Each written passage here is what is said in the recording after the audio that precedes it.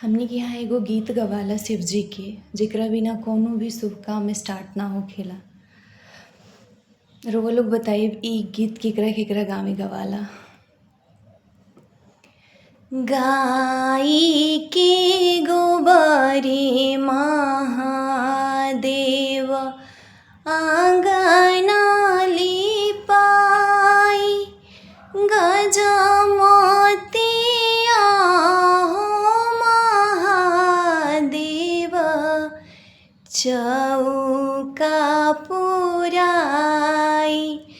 सुनिए शिव शिव के दोहाई, सुनिए शिव शिव के दोहाई।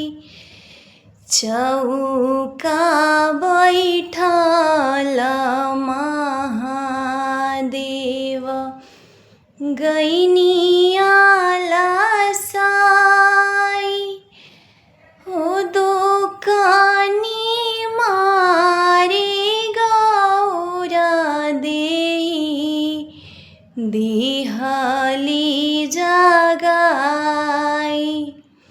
सुनिए शिव शिव के दोहाई, सुनिए शिव शिव के दोहाई।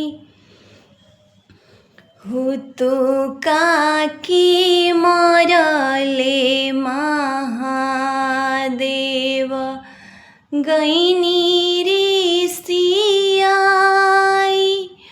बहिया लफाई गौरा देई लिहली मनाई। सुनिए शिव शिव के दोहाई, सुनिए शिव शिव के दोहाई।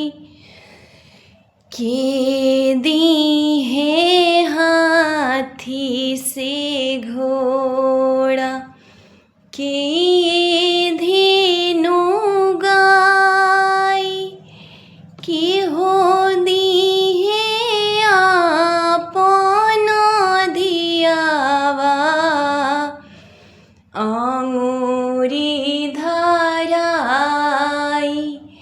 सुनिए शिव शिव के दोहाई। बाबा दीहे हाथी से घोड़ा, भैया धेनु गाई, आमा दीहे आपन धियावा अंगुरी धराई। सुनिए शिव शिव के दोहाई, सुनिए शिव शिव के